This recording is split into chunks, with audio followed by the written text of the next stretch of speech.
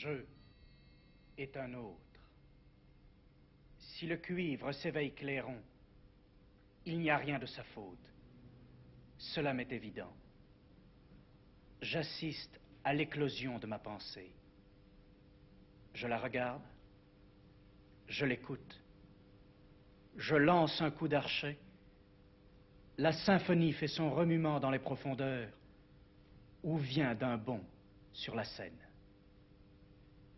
Je dis qu'il faut être voyant, se faire voyant. Le poète se fait voyant par un long, immense et raisonné dérèglement de tous les sens, toutes les formes d'amour, de souffrance, de folie. Il cherche lui-même.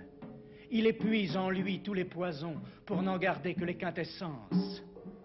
Ineffable torture, où il a besoin de toute la force, de toute la foi surhumaine, où il devient entre tous le grand maudit, le grand criminel et le suprême savant, car il arrive à l'inconnu, puisqu'il a cultivé son âme, déjà riche, plus qu'aucun. Il arrive à l'inconnu, et quand, affolé, il finirait par perdre l'intelligence de ses visions, il les a vues. Trouver une langue. Du reste, toute parole étant idée, le temps d'un langage universel viendra. Il faut être académicien, plus mort qu'un fossile, pour parfaire un dictionnaire de quelque langue que ce soit.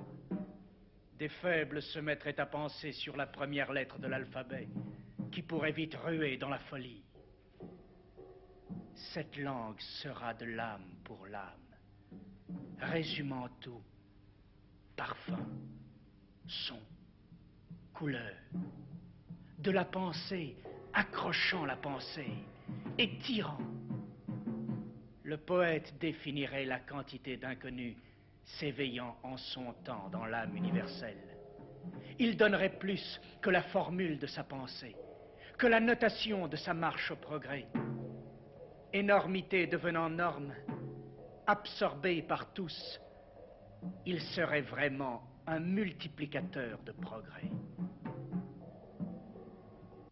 Quand sera brisé l'infini servage de la femme, quand elle vivra pour elle et par elle, l'homme jusqu'ici abominable lui ayant donné son renvoi, elle sera poète, elle aussi. La femme trouvera de l'inconnu. Ces mondes d'idées différeront-ils des nôtres?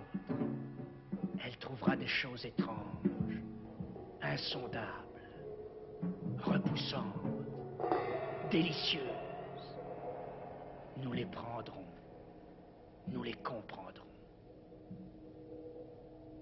En attendant, demandons aux poètes du nouveau, idées et formes.